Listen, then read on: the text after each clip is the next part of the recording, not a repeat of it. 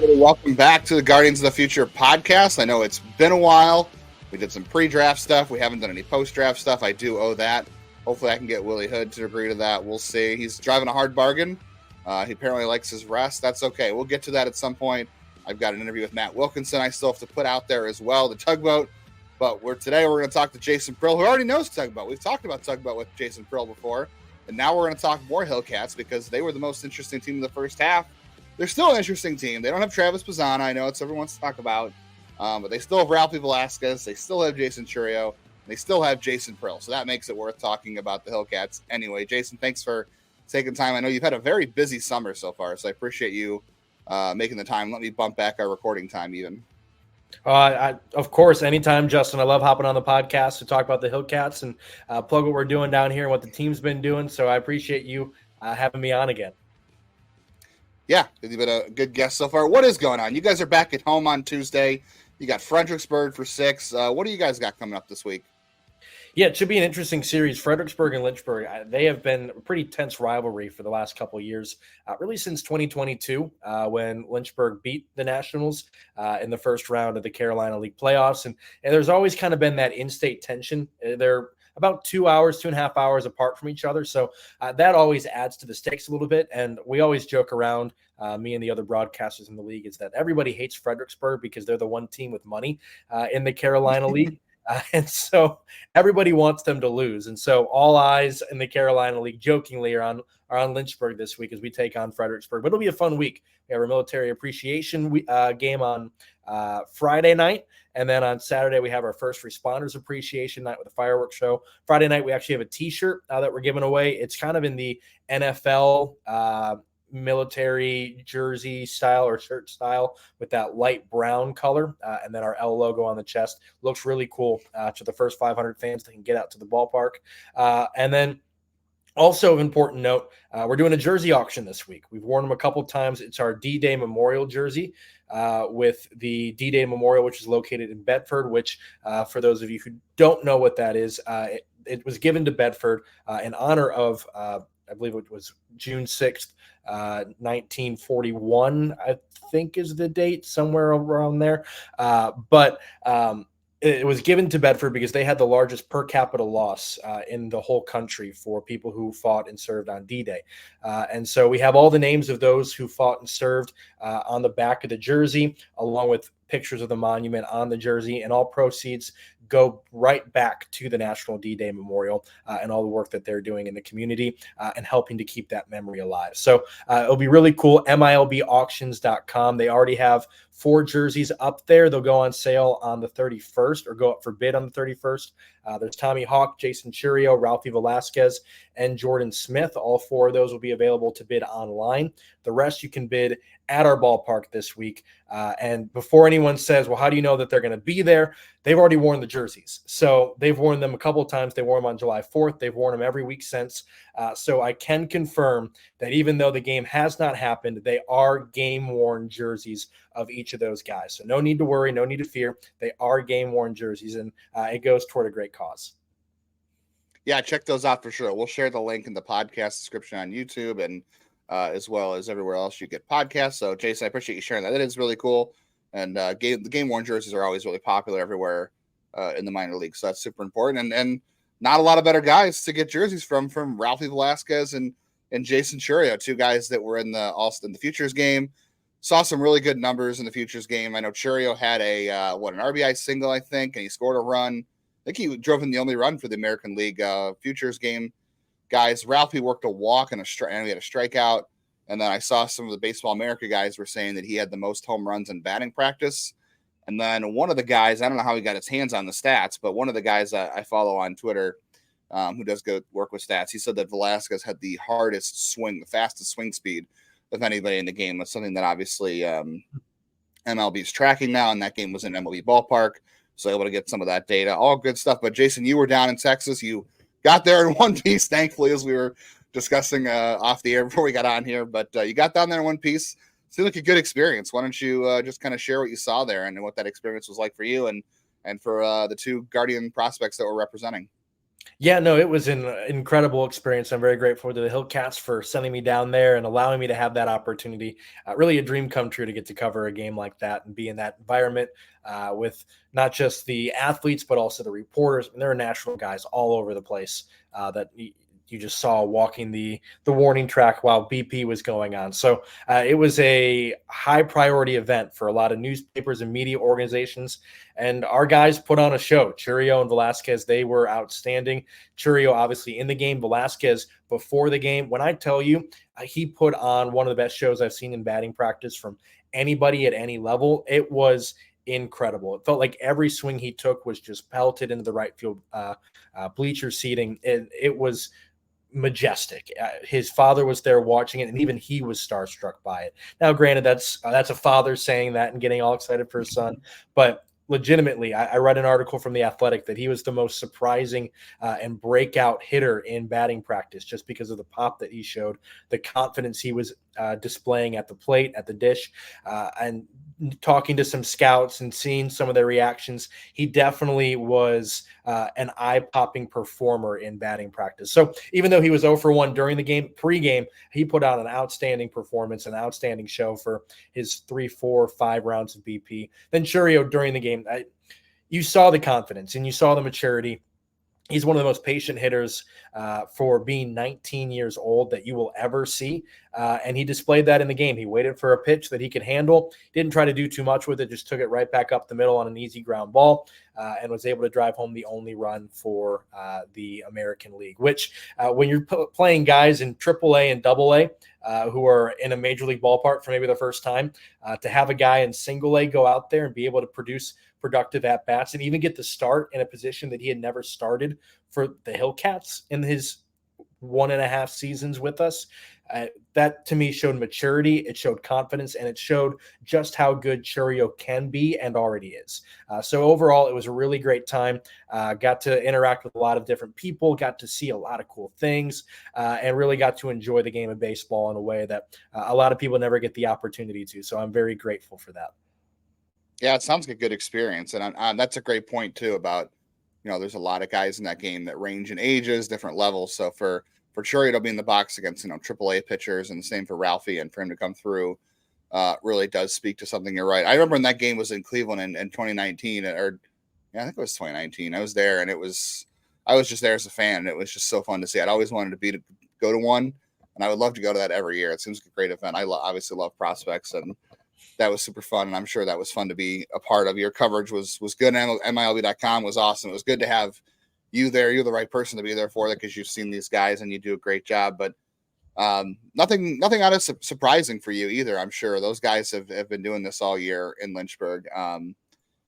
Ralphy, I'm sure people are going to ask. Ralphie hasn't played this week. It sounds like he's just been sick, which surprise. He's been traveling across the country the last 2 weeks. That's going to happen, but all is good there. What else have you seen from those two guys throughout the year specifically? And I mean, I want to get to, Angel Genao, who's up in LA County as well, who's playing really well, which you saw earlier this year. And I want to get to Clemmy and other guys we want to get to, but obviously those two guys have been kind of the star of the show down there. How do you feel about them so far this year? Expectations met? I know Ralphie's just playing first now. He's seen 2 games in the outfield. I want to say that's been an interesting development as well. Yeah, it's been really interesting to see Ralphie try to make that adjustment to left field. And it's really all because of CJ Kafis and what he's been doing this season that they're like, we got to find a place to put Ralphie because his bat is just so good that they want to move him up as quickly as possible, as quickly as they can. But right now there's nowhere to put him because the first base line went from being probably the weak spot of the minor league organization to being one of the strong suits. And not many organizations in baseball can say that first base is a position that they have multiple prospects in. And so they've been trying Ralphie out in left field, and he's been confident. He's been having fun with it. I overheard, actually, his dad told me that he was saying, they're sleeping on my athleticism. They're sleeping on it. Let me get out there. Let me play. So he was really confident going into left field, and he made a couple of good throws. Obviously, trying to play the angles is a little bit different in left field than it is at first base. So there's still that learning curve from him. And then Chourio, obviously, he's just a natural in center field. He's been outstanding all season defensively at the plate. he's hit some slumps here and there, but he's so patient at the plate that you don't even recognize it because he always finds a way to get on base. Which is really impressive for a guy that's 19 years old. And the one thing about both of them that is really exciting for me is their professionalism. A lot of times when you have a 19-year-old, they can come in, they're not taking it very seriously. They're harder to work with, or they're just there to have fun and they're slacking off. But these guys are the exact opposite. They are hardworking. They are diligent. They are good people. They are friendly. They are kind. They're generous with their time and their energy. And they're enjoying the process. They're not in any rush. They're not trying to speed up the system and get frustrated when things aren't going their way. They take everything in stride. They work through it. They progress through everything, and then they process everything. And they're doing a great job with it. I've been really impressed with just their maturity and their professionalism for being only 19 years old. I mean, they were born, I can't remember if it's the same date or the same week, but they're both 19 years old, and it's very impressive to see them flourishing. That's right. I do remember that now. When was it Ralphy who turned 19 first, or I figure it was Jason, but I do remember seeing their birthdays pop up, and I was like, oh, they turned 19 like the same week. And 19 is still a good age for that level anymore. So that's really impressive to hear. Not surprised on Ralphie because he got high makeup grades coming into the draft, and Jason's got an older brother who's already in the majors, so that always helps too. He understands what it takes to be a professional. All that helps. Are you surprised? And a lot of this has to do with playing time and guys above them too. Are you surprised either of them are still in Lynchburg at this point? Not necessarily. I figured when people asked me at the start of the season, I told them they'd probably be in Lynchburg for about 75% of the year, at least through the All-Star break. I thought that was a fair estimation. I was a little bit shocked that Esteban Gonzalez got called up before Jason Chourio did, but I think that's more for the fact that he's more of a corner outfield than a center fielder, and he is a little bit older than Jason Chourio is, so he was able to get that promotion. He was hitting better too, and all around he's fast. He can hit for average. He can hit for power. So I understand why they called Esteban Gonzalez up. That one shocked me a little bit more, and I don't think we'll have them for the entire season. Chourio and Velazquez, I would expect them probably in the next few weeks to get the call up to Lake County. And so just to kind of get their feet wet with that next level for where they'll spend next season. So I'm enjoying the fact that I still get to see them every night now and get a chance to watch them because it really is a treat. It's not often that you have a single A team with as much talent as Lynchburg has had. And quite honestly, this is my third season doing it. I don't think we've had more major league possible talent come through our team and through our ballpark even when other teams come to town, and we get to see it on a regular basis every single night, which has been a treat and a joy to watch. I would agree. I hope the fans down there have really enjoyed that because this was the best roster in the system coming into the season, and it still is in many ways. I mean, I know you got some guys at the upper levels, and obviously, we talked about Bazanas here now, but like this is still a really strong roster. You still have Ralphy, you still have Chourio, and the pitching has been really interesting all year too. And Humphreys has had good moments. I'm still waiting for some more consistency with him. You had Tugboat at one point. Obviously, that was a great story. I'm sure fans enjoyed him while he was there because the fans have enjoyed the heck out of him in Lake County. No surprise. What about Clemmy? I mean, he hasn't had a start where he hasn't walked somebody yet, so I know those are still issues there. But he has not had any trouble missing bats, and it just seems like the stuff is really electric. And he's also only 19 years old. He just turned 19, I think, earlier this summer, so he's still really young for the level too. But I'm sure fans have really enjoyed watching someone not often at that level. Occasionally you will, but to have a pitcher, a left-handed pitcher at that, who can light up the radar gun the way he does. Yeah, it has been really impressive. The month of April was very rough for him. He had an ERA well above 10 at that point in time, which you're like, did we move him up too early? Should Cleveland have kept him maybe in Arizona just to work out some of these, excuse me, some of these things that he has in his pitching motion, which is what they've spent countless hours working on with him. Tony Arnold has done an outstanding job reworking it to keep things more under control. He was at the start of the season, he was a bit erratic. He'd be very sharp for 2-3 innings every single night, and then he would just start losing it. His arm slot would change, his motion would kind of get a little wonky.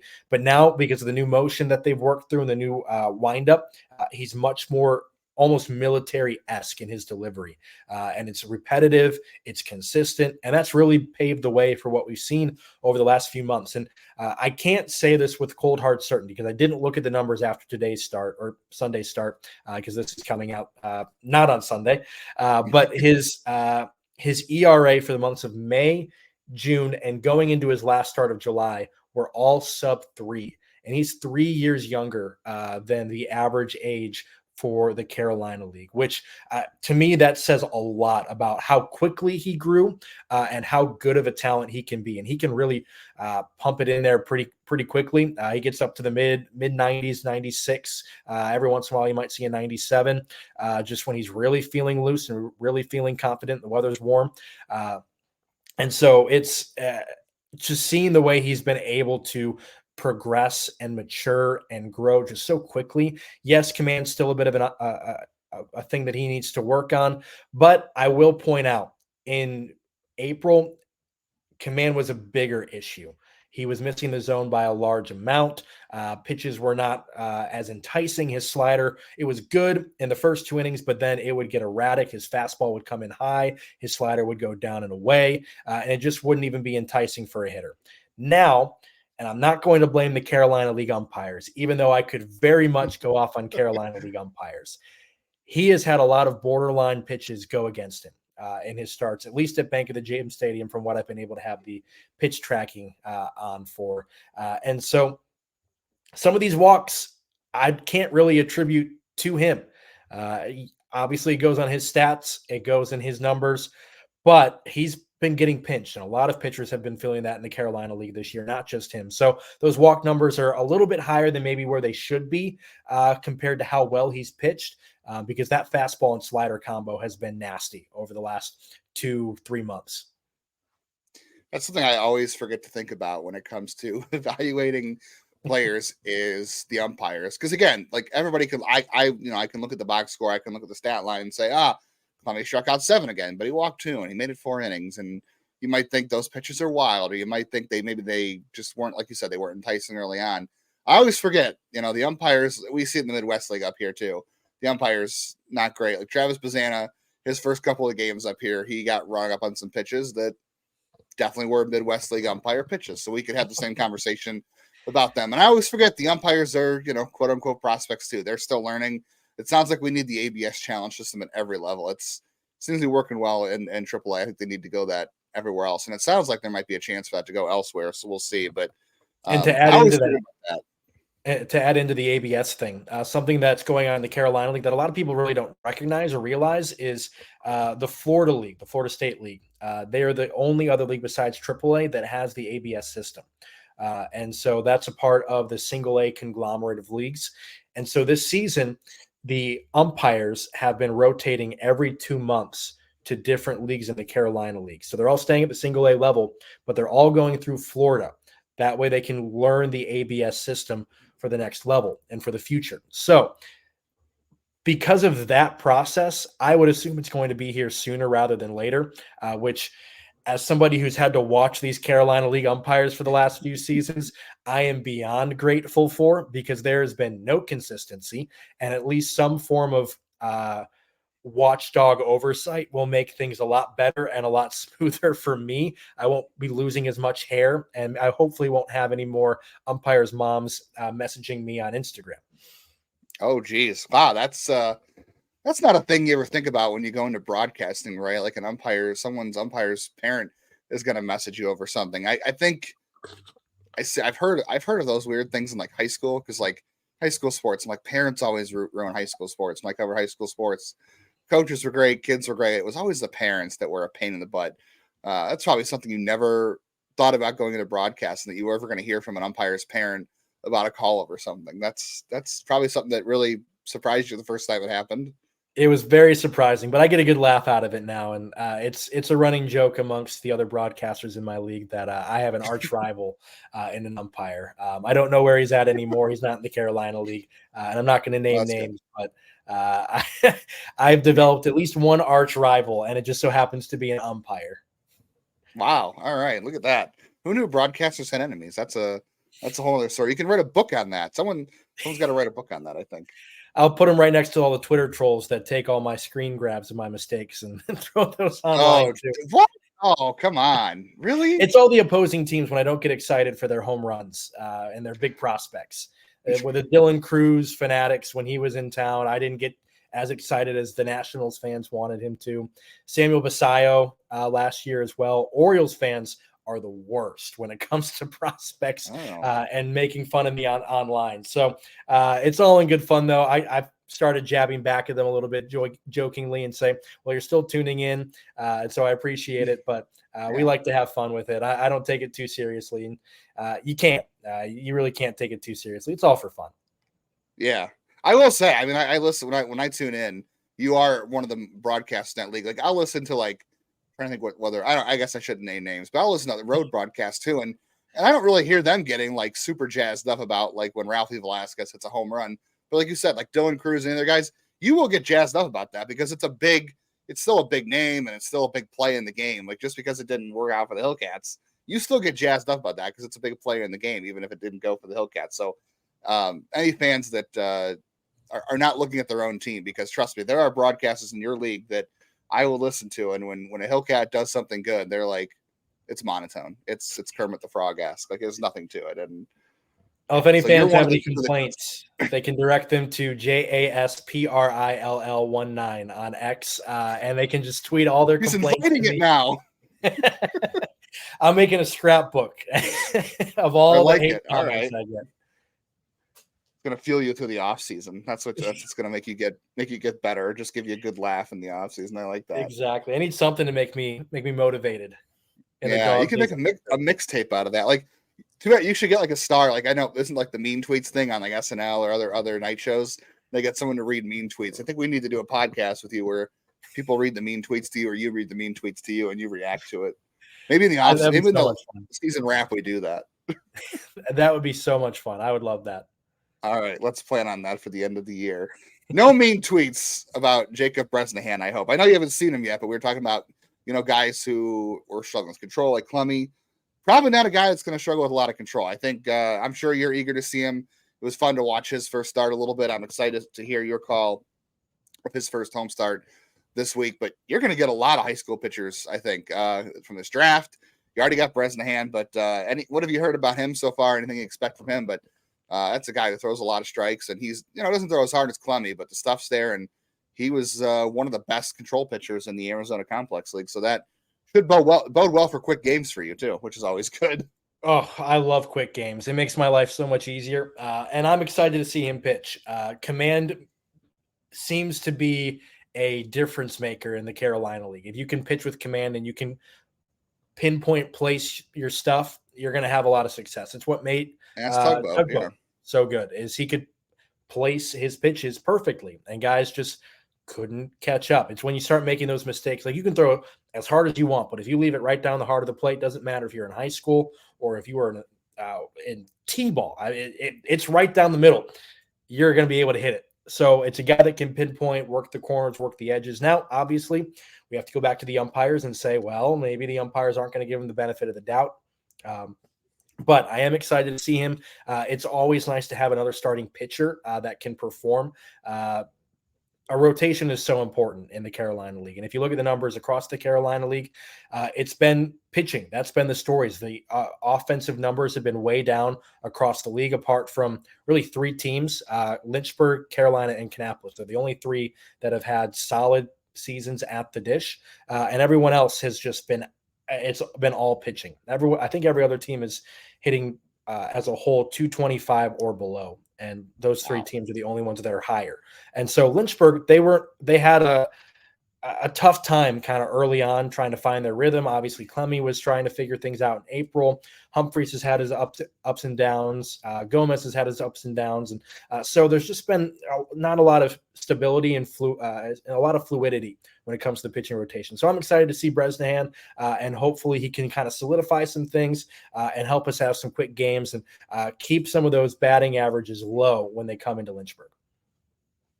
Yeah, that's really impressive considering you've lost Tugboat and guys who haven't really been talked about was Rorik Maltrud, who was pretty good. I know I think his final start in Lynchburg was a 6-inning no-hitter, and then he is up in Lake County and he's been really good too. So the fact that the Hillcats have lost 2 starters who thrive on command and, like you said, have had one of the better rotations, despite some of those ups and downs too, says a lot about where things are going. And I'm not surprised either. Like you said, Tony Arnold has been around.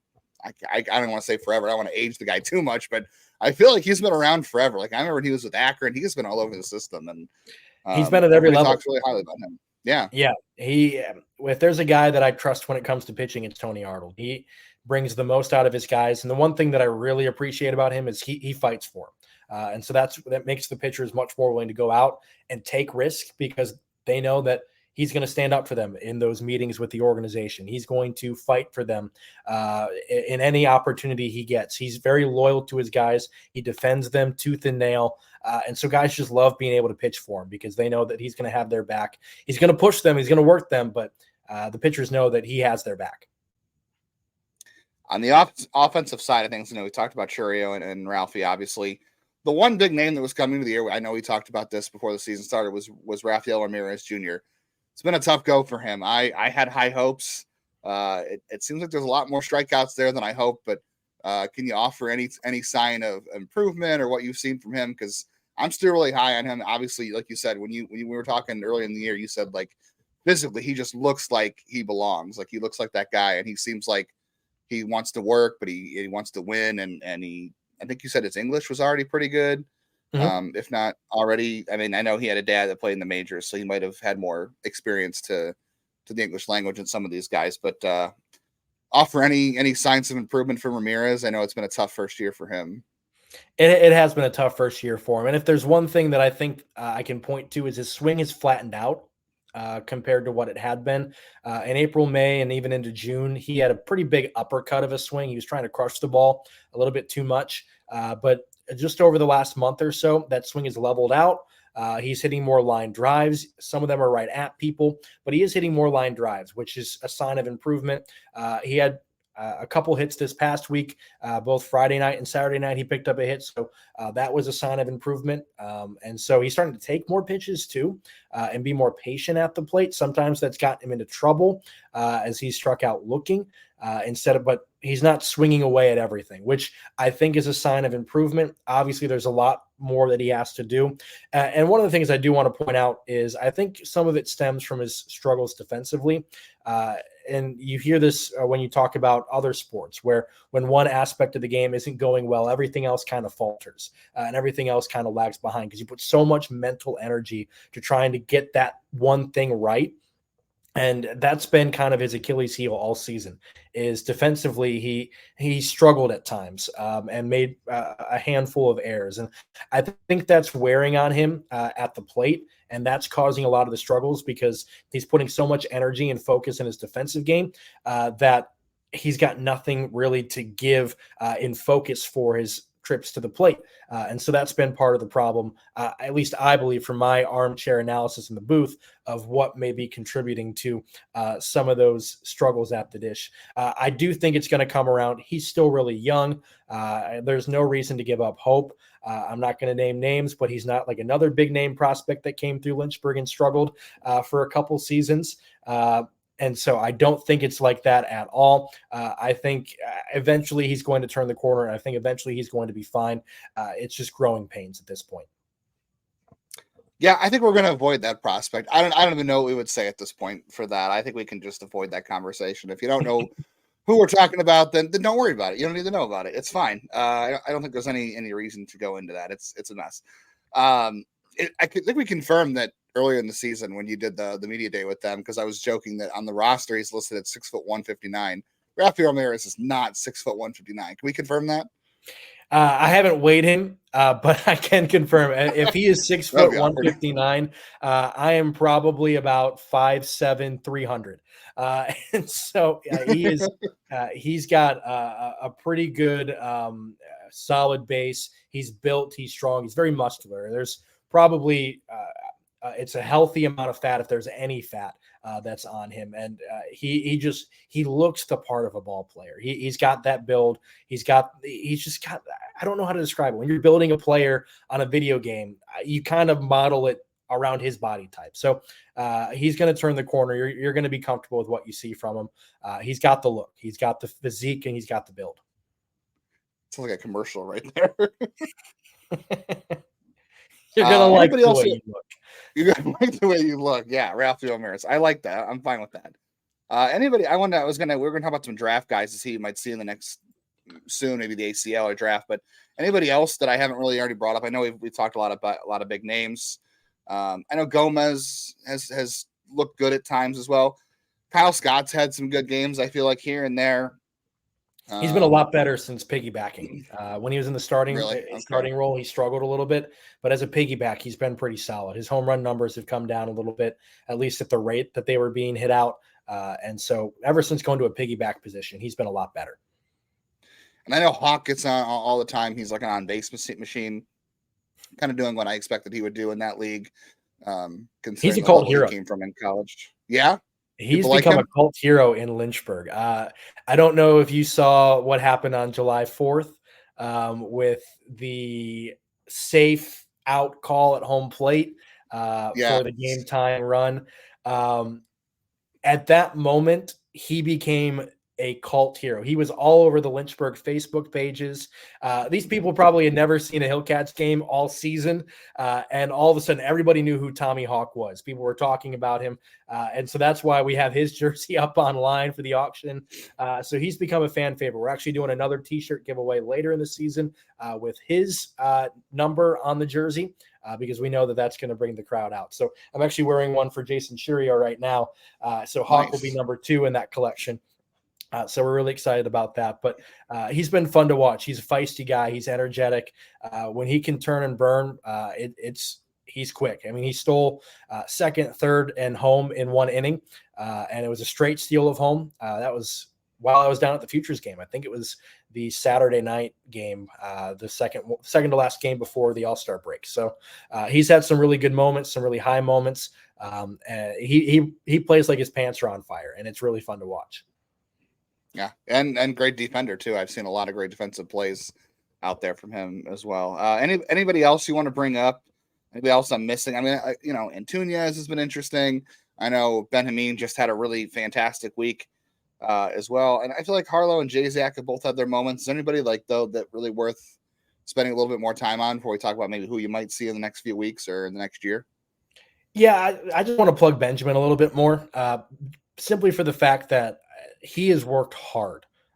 He was not getting everyday reps at the start of the season, and he was playing backup first base behind Velazquez, which is a position he had never played before. And so you want to talk about a guy who was trying to adjust defensively and then struggling at the plate because of it. That was him.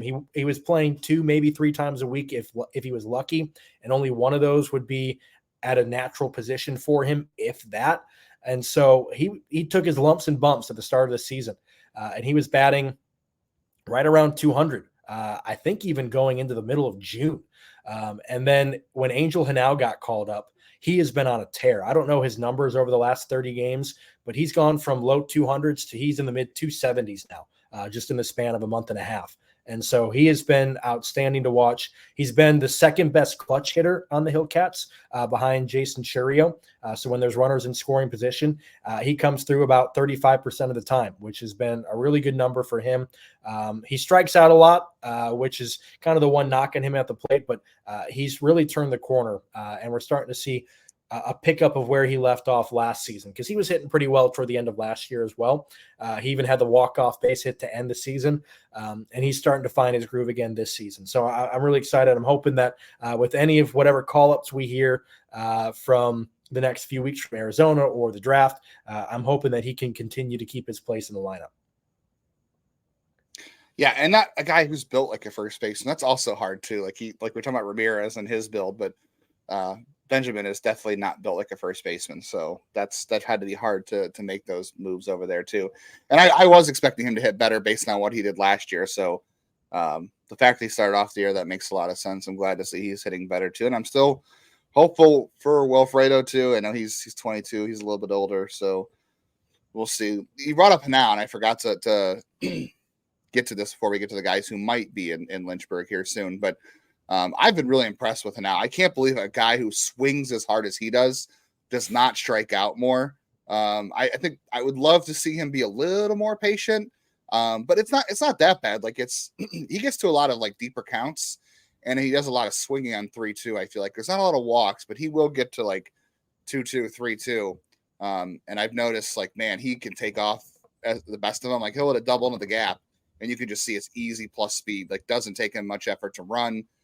Plenty of arm for the left side of the infield. All sound about right. Are you surprised that he was able to go to high A and have the same amount of success right away? I was surprised they kept him in Lynchburg for as long as they did. If there's one thing that I'm surprised about, and I consider it one of the biggest blessings or joys of my career to have been able to call him for almost 3 seasons. I guess 2 full seasons when you count his little cup of coffee at the end of 2022, all of last year, and then first half of this season. I was blessed to be able to get to watch him every single night.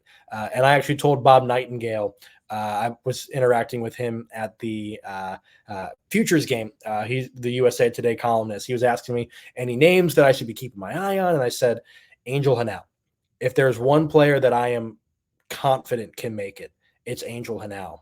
Just the swing is pure. It's a little bit long, which you alluded to, which you're kind of surprised maybe he's not striking out as much, but he's not a natural long swinger. He actually has elongated it just this past offseason. So he was swinging nice and tight. And I was talking to a scout at the beginning of the season, and he was like, I'm scared. He changed up his swing to the point where I really don't want to take a risk on him if I were to advise a team.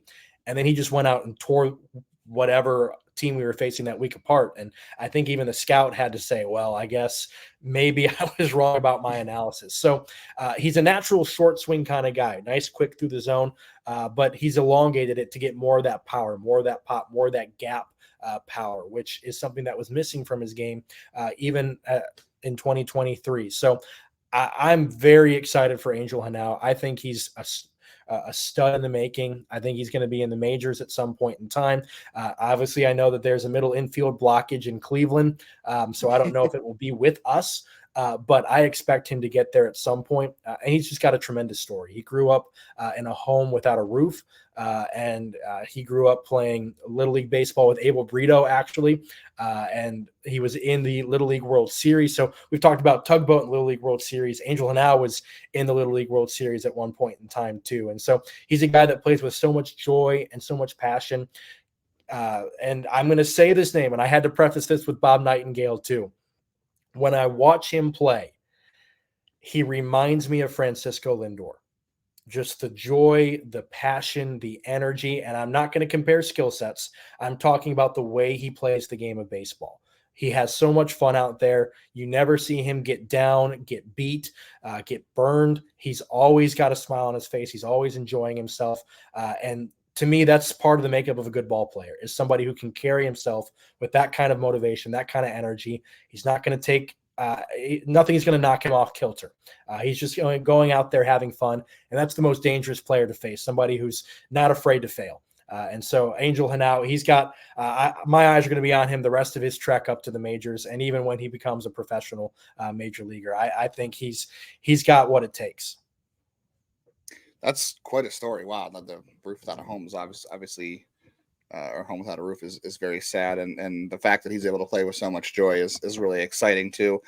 I think you're right. I think if the Guardians are going to make a deal, I think someone's going to want Angel Genao, and I can't say I blame them, but he's been a lot of fun to watch. I'm going to be in Lake County this week, and I'm hoping now I want to get a chance to talk to him before he heads somewhere. Although it's not till Tuesday, so I don't know. By the time I get to the ballpark Tuesday, he may be a member of another organization. So, yikes! I guess we'll find out Another guy I'm kind of curious about to see where he ends up. I think he's been the breakout prospect among pitchers this year. Is Austin Peterson. You saw him a lot last year in Lynchburg, and I admit coming into the year I wasn't super high on him because he was a guy who missed a lot of bats in college, and Cleveland loves to take guys who strike out guys in college, but also don't walk guys, and that's always been his MO, and he's doing it this year. He didn't strike a lot of guys out last year in the Carolina League, so when he came out this year in Lake County and was just striking everybody out, and I don't say everybody, but he's striking out guys at a better rate than he was a year ago, and he's doing it in Double A. Was it the umpires last year in the Carolina League? Why he wasn't? But what do you think has been what was missing last year? And do you know? I mean, if you've seen anything this year about what's been different for him, maybe. Well, what I can tell you is last year he was a pitch to contact kind of guy. He wasn't missing bats very often, and he'd give up quite a lot of hits, but somehow every single time it felt like he was working out of a jam. And one of the things that impressed me the most with Peterson last season was just how deep he was able to go into ball games and keep his form.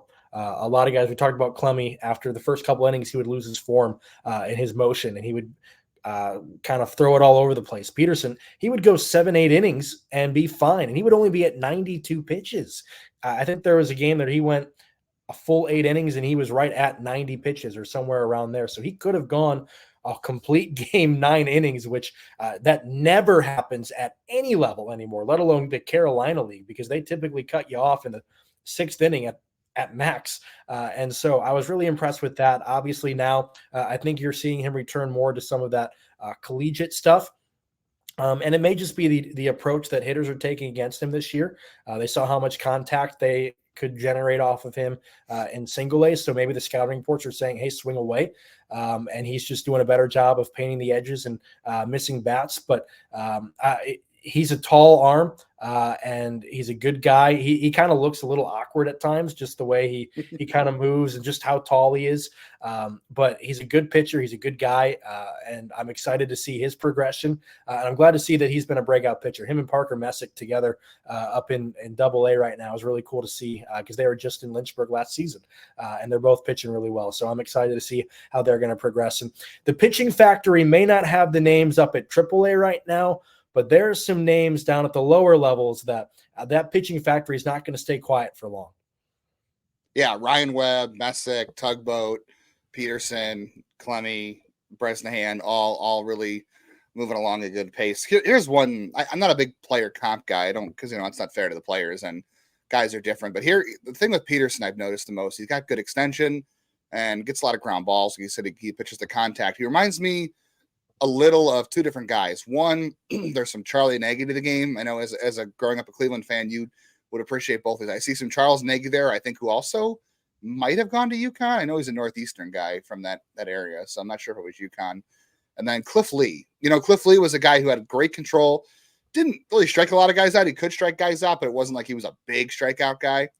But that seems to be what Peterson does. Like, he can strike some guys out, but he keeps the ball on the ground. He keeps missing barrels and doesn't give up a lot of hard contact. So that's kind of the guy I kind of see him developing into so far. Does it feel fair? Do you think I'm off base there? No, I think that's fair. And once again, this is my armchair analysis. I think that style of pitching is going to be in high demand over the next few years. I know right now it's all about velocity. Can we throw it past guys? Can we make it 100, 102? How hard can we throw the baseball? I really think that there's going to be a shift because you see a shift in the batting approach. If a guy makes contact right now, it's gone. It's hard contact. But if you can find a guy who can paint the edges and paint the corners, guys aren't used to 92 to 95 anymore. Not even 96. They're sitting and expecting 90, 96 to 98 for a lot of guys. So if you can have a guy that can work the zone and can just get soft contact, not Might not be swing and miss stuff. I really think because of the way hitting coaches are teaching approaches at the plate now, and swing for power. You want the highest exit velo. But you can have a guy that can paint the corners, work the edges, and get guys to look kind of silly at the dish. I think that's going to be in high demand. I think Cleveland has a couple of those guys in their system that are going to be able to generate soft contact. They may not blow guys away, and the velocity numbers may not be where you want them to right now, but they can pitch. They are pitchers. They can get guys out. And at the end of the day, I think that's what's most important. That's what you want in a pitcher, a guy who can get guys out, whether he throws 100 or 75. You want a guy who can get somebody out. And if they can do it at 92 to 95 and work the corners with good command, I think that's going to be very valuable as the pitching starts to readjust to some of the big swings that you're seeing from guys today. Yeah, that makes a lot of sense. Plus, I think a guy like Peterson, too, can, he's like, 91, 94, and he can, the fact that he's so lanky and he has extension, that can play up, too. So you don't need to throw 97 if you throw 94, and it looks like 97 to these guys. So that helps for a guy like him. All right, the ACL is finally over. The draft guys are going to be interesting. I think everybody wants to know if Welvin Francisco's coming your way. I don't know if we can say that or not, but I know there's got to be some guys. I know you keep an eye on the roster. I know you keep an eye on what guys are doing there to see if you'll get sent anybody. But I'd imagine we'll see some ACL guys head your way now that the season's over, just to get their feet wet as the season ends in Lynchburg. Yeah, I'm going to keep my mouth shut on specific names or anything like that. But I would be very shocked if we didn't see some ACL guys even this coming week in Lynchburg. I think that it's coming down the pipeline, and you're going to see some of the guys, especially maybe some of the draft picks from recent years who haven't been able to make it out from the ACL. I think they're going to be the first to come before this year's round of draft picks come. So you're going to see some of those names, and then some of the high producers make their way, get a cup of coffee in Lynchburg before the end of the season. So not naming specific names because I know that can only get me in trouble if I do, but you're going to see a handful, and I think even this week you could see a few, especially now that the draft guys have signed. I think now you're going to see a handful of some of those of the ACL guys make their way up. Any of those guys from the ACL, I don't know how hot it is in Lynchburg these days. It was a hot one in Ohio today, by the way, but I don't know how hot it is down there for you guys, but I can imagine anybody from the ACL who gets to Lynchburg, they're going to be like, this is paradise. This is great. It's so cold here, because Arizona is like 110 and it's like noon. They're playing noon games in 100 heat already. Well, we'll see how they do with the humidity and the bugs that seem to cover Bank of the James Stadium. You step outside my press box and you're just dripping in sweat. We had a game earlier in the month of July where the AC in the press box went out, and I was just dripping in sweat from head to toe. Like my hair was just all matted down like this because it was all wet. Like it was bad. They got to adjust to the humidity. That's something that they haven't had to deal with too much in Arizona. So we'll see how they do with that. It'll be a little bit cooler on the numbers side, but that humidity, it does some damage if they're not ready for it. That's true. Got to stay. Well, they're already hydrated. They got to play in Arizona heat. They're hydrated. So I think they'll be able to handle the heat down in Lynchburg as well. The draft is going to be interesting. I think, next year we're going to see most of these high school pitchers they took are going to wind up staying in the Arizona League early on. But, you'll get your first look, I think, at all these high school kids. I can't imagine most of them are not going to come through Lynchburg first just because of their age and their experience. But, and I wouldn't be surprised if you guys wind up with Jacob Cozart, because catching's a spot that might be open there, or even Bennett Thompson might have a chance. One of those two guys is going to be with you. I'm almost guaranteeing that, because they can't send both to Lake County and there's no ACL to play in. So that helps you guys out quite a bit. I'm just kind of looking up and down the list. I would hope that you guys are going to see Rafe Schlesinger, who pitched at Miami. He was an ACC kid, so maybe that's a great story too. He's got a kind of a tick. I forgot. He's got some sort of tick, I guess, and I really shouldn't be explaining it on here because I don't know enough about it for me to sit here and say anything about it. But he's had to overcome some challenges in life, and I've seen some podcasts with him. He seems like a fantastic kid. Not no one's going to see Aiden Major because he's having Tommy John, but there's a number of college arms too that I think might get your way in addition to those catchers. The catchers, though, I'm really interested to see if they wind up in the Lynchburg roster because they're both very interesting guys. And Cozart, being from North Carolina State, being in your area, should be kind of popular if he winds up there. Although Bennett Thompson's from the other side of the country, so I don't know how that's going to work out for him. Yeah, I think I don't think you're going to see any of the high school pitchers, like you said, which leads me to believe that we're going to have the most exciting pitching rotation in all of the Carolina League next season. Oh yeah, and I am already pumped for it because they took, correct me if I'm wrong, 3 high school arms within the top 100. Is that correct? Yeah, Dowdy, Oki, and Mobley. I mean, I was thinking Mobley till the 10th round, but those guys were all like top 100 guys. Sullivan wasn't far from there, so they've got 4 guys in like the top 120, and then they also took a kid from Hawaii. So a lot of high school arms that should be coming your way in the next year. Yeah, and it's going to be a sloppy April. I'm already prepping myself for a long month of April, but odds are a couple of them are really going to turn the corner. I'm excited to see those guys when they get into Lynchburg next season. But no, you're right. I think catching is a spot that the Hillcats really need. I don't think we have any solutions there for the organization right now. I love Mejias. I love Lopez. I think they're great guys, but they haven't taken a step like I hope they would this season from where they were last year. And I think the organization sees that, which is why they drafted some catchers. And so I expect to see Cozart. I would assume he's probably coming to Lynchburg first. And so I would expect to see him at some point in time, and maybe some relief pitching because the Hillcats bullpen is depleted. So we could use some arms that can just work some short 2-inning stints, 3-inning stints. You don't need to piggyback a guy, just somebody who can come in and carry you to the very end of a ball game. So I'm hoping we can get a couple of those guys. Rafe would be a nice addition. Obviously, Cleveland seems to like Miami and where they pick guys out of. I mean, you look at CJ Kafis, and he started the season or started his professional career with Lynchburg last year. So I would be more than willing to take another hurricane in Lynchburg.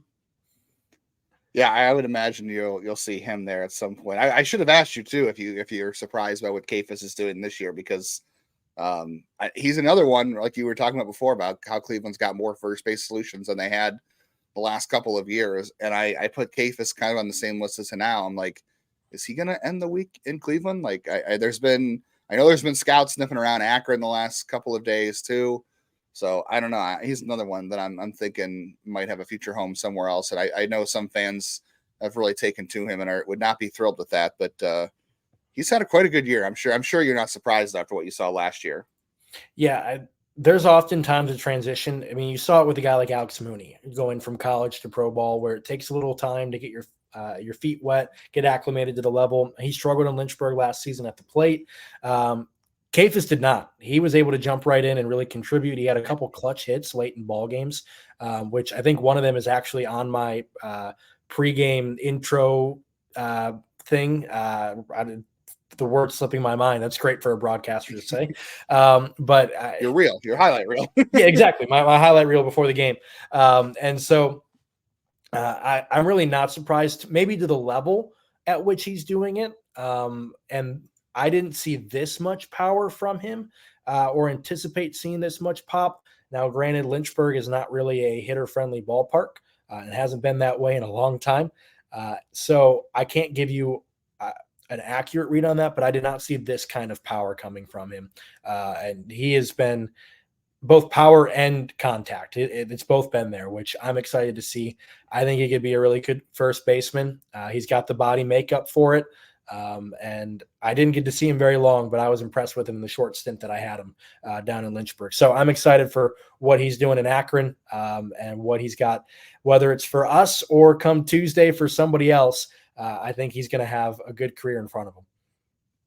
Yeah, I wouldn't be surprised if it depends how they feel about, Manzardo, and there's Ralphy. There are very few guys on my list that I feel like Cleveland shouldn't trade because I've grown over the years. I remember when the Andrew Miller trade happened and I was like, I liked Andrew Miller. I knew it was a good trade, but I was so enamored with Clint Frazier, and I'm like, he's going to be an all-star.